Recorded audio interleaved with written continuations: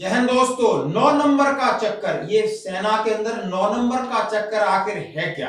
यानी ये 9 नंबर का चक्कर है एसीआर, एनुअल कॉन्फिडेंस रिपोर्ट। और ये बेस्ड और ये होती है नौकरी करने का एक तरीका होता है कि भाई मुझे 9 नंबर चाहिए, मैंने सूबेदार मेजर बनना है या मैंने प्रमोशन लेना है, मैंने बहुत आगे बढ़ना है।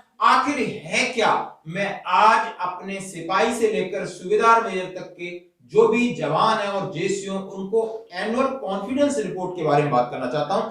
ऐसा मामला क्यों बात कर रहा हूं कि एक ऐसा मामला था कि रिटायर्ड मेजर जनरल रिटायर्ड होने के बाद एसीआर की गोपनीय यानी एसीआर के खिलाफ उन्होंने केस दायर किया और एएफटी ने उनको लेफ्टिनेंट जनरल के लिए रिकमेंड बना दिया।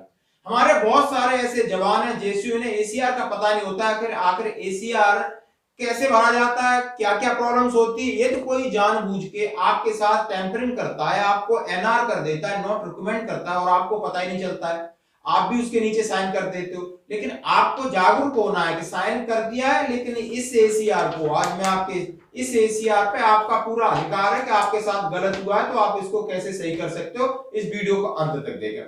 सबसे पहले मैं बोर्ड पे इसका इंट्रोडक्शन करूंगा, एसीआर की ग्रेडिंग्स क्या होती है और एसीआर की जरूरत कब पड़ती है। मैं बात करूंगा रैंक्स की और रैंक करूंगा मैं नायक से लगाकर एसीआर शुरू होता है सूबेदार मेजर तक। नायक, हवलदार, नायब सूबेदार, सूबेदार, सूबेदार मेजर तक का एसीआर भरा जाता है। और एसीआर टाइम 1 साल का एसीआर होता है, हर एक का टाइम अलग अलग है। सूबेदार का अलग है, नायब का अलग है, हवलदार का, नायक का, और इनके अलग अलग बोर्ड होते हैं, प्रमोशन होता है दोस्तों। फिर इनके ऊपर ग्रेडिंग दी जाती है और ग्रेडिंग के लिए जैसे मैं आपसे बात कर रहा हूं, आउटस्टैंडिंग ग्रेडिंग 9 होती है और अबव एवरेज 7 और 8 होती है, हाई एवरेज 6 और 5 होती है, एवरेज 4 होती है और बिलो एवरेज एंड बिलो 1 2 3 में आता है। 2 लोग भरते हैं इसमें। जब 9 नंबर मिलते हैं तो तीसरा इन्वॉल्व होता है। जैसे आप रेटी हैं तो आईओ इनिशिएटिंग ऑफिसर आपका, कंपनी कमांडर, बैटरी कमांडर, जो भी जिसके साथ आपने नौकरी किया है उसका भी दिन होता है कि कम से कम किसके साथ 90 दिन है, किसके साथ 60 दिन है। तो ये भी एक कैलकुलेशन होती है। तो इनिशिएटिंग ऑफिसर आरओ आपका सीओ होता है, यानी reviewing officer SRO, special reviewing officer ये कमांडर के पास यदि किसी को 9 नंबर का एसीआर होता है तो जाता है। और 9 नंबर के लिए किस तरह खींचतांच होती है वो आपको पता है। अब इसमें क्या क्या चीजें कवर होती है मैं आपको, इस फॉर्म है ये जेसीयू का है, IAFI 1153 115152 इस तरह फॉर्म होते हैं जवान जेसीयू के।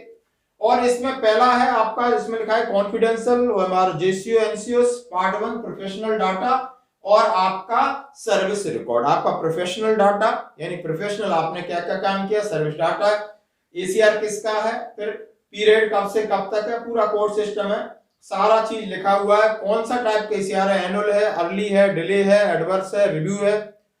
और आपका फिजिकल सर्विस किसके साथ, आईओ के साथ मोर देन 90 है, लेस देन 90 है, आरओ के साथ कितना है, आपका फिजिकल क्राइटेरिया, आपका बीपीटी में क्या है, आपका पीपीटी में क्या है, आपकी हाइट क्या है, वेट क्या है, ओवरवेट तो नहीं हो, आपने कौन कौन से आर्मी कोर्सेज किए हैं, आपने एम्प्लॉयमेंट ड्यूरिंग द पीरियड 1 साल में कहां कहां कद्दू में तीर मारा है, कहां कहां ड्यूटी की है, सारी चीजें इसमें होंगी। और फिर आपके पास आर्मी कोर्सेज का दे दिया है, आपके पास कोई कमेंडेशन कार्ड वगैरह उसका भी रिफ्लेक्ट इसमें दिया जाएगा। अब दोस्तों क्या क्या चीज कवर होती है जरा इसके बारे में जरूर आप प्लीज इसको सुनना। आईओ आरओ भरता मैं आपको फॉर्म दिखा रहा हूं साथ में। प्रोफेशनल कॉम्पिटेंस, आप प्रोफेशनली यानी आपका ट्रेड वर्क आपका कैसा है। अपीयरेंस एंड बेयरिंग, आपका मतलब पहनावा, अपीयरेंस और बेयरिंग आप कैसे। फिजिकल फिटनेस जो कि आपका बीपीटी पीपीटी सब में नापा जाता है। इंटीग्रिटी आपकी कैसी है, यूनिट के प्रति, अपने काम के प्रति कैसी, लॉयल्टी कैसी है, आपका व्यवहार सब कुछ इसमें कैसा। Self discipline and person example, आपका सेल्फ खुद का कैसे डिसिप्लिन है, किस तरह अपना खुद का एग्जांपल सेट करते हैं। आप में मैच्योरिटी लेवल कितना है, ये परिपक्वता की हद। करेज ऑफ कन्विक्शन कैसा है, आपका करेज कैसा है, कन्विक्शन कैसा है। Initiative and drive, dependability, command control, ability then subordinate, admirability कैसी, मैन मैनेजमेंट का, स्पोर्ट्स एंड गेम कैसा है। कम से कम 15 कॉलम है दोस्तों, ये सारे कवर होते हैं। ये होता है आउटस्टैंडिंग फील्ड है इसका।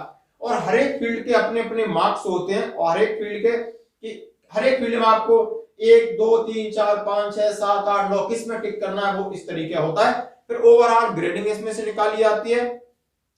फिर लास्ट में रिकमेंडेशन, क्या आप फर्दर प्रमोशन के लिए रिकमेंड है कि नहीं है, क्या आप ऑनरी कमीशन या एसीसी के लिए रिकमेंड है कि नहीं है। आप फॉरेन यानी विदेश जाने के लिए रिकमेंड है कि नहीं है, आपको कोई अपॉइंटमेंट स्टाफ अपॉइंटमेंट के लिए आप रिकमेंड है नहीं, ये सारी एबिलिटी इन सब चीजों देख करके आपको रिकमेंडेशन दी जाती है दोस्तों। और स्पेशल एप्टीट्यूड इसमें जो भरते हैं, और ये है आपका एसीआर, और इसी एसीआर के बदले मैंने आपसे कहा है कि बड़ी न्यूज है अब एएफटी, ये आपका एसीआर, सारी चीजें आपके अंदर गुण है और आपके गुण सही हैं और आपका एसीआर खराब कर दिया, आपको पता नहीं तो आप क्या करेंगे। यानी एसीआर चला गया रिकॉर्ड में, और रिकॉर्ड में जब खुलता है जब आप हवलदार से नायब सूबेदार बनने वाले हो, तो तब वो आपका पूरा चिट्ठा खुलता है, उसमें लिखा है कि हवलदार में पिछले 2 साल पहले आपको एनआर करके गया, कोई चेप के चला गया। अब आप अब न तो एक्चुअली वैसे रिकॉर्ड की गलती होती है कि उसको रिफ्लेक्ट करना चाहिए, बट उसने भी जाके बंडल बांध के आपके कागज में रख दिया। अब नायब सूबेदार बने, फिर आप क्या करोगे, फिर आप आरटीआई डालोगे, ये गोल मोल जवाब देंगे, देख लेना आपने आरटीआई डालना है, जवाब लेना है, केस करना है, इंटरव्यू लेना है, आपका हक है, आपके साथ जाती हुई है। फिर किसी ने आपको एनआर किया है या आपको कुछ भी किया है तो वो आपको वार्निंग देगा, आपको काउंसलिंग करेगा, तमाम चीजें मौके होते हैं, मनमानी नहीं होती है, दादागिरी नहीं होती है, तरीका होता है आर्मी ऑर्डर के मुताबिक, सब ऐसे तरीके हैं कि किसी ने गलती की है उसको मौका दिया जाए, उसको पता होना चाहिए, रियलाइज कराया जाए। बट आजकल कुछ आप देख सकते हो सिस्टम में बहुत सारी ऊपर से नीचे चीजें हो रही हैं, वो मनमानी है, उनके आप अपने हक के लिए आप सीधे तरीके से जा सकते हो और आप अपना हक पा सकते हो।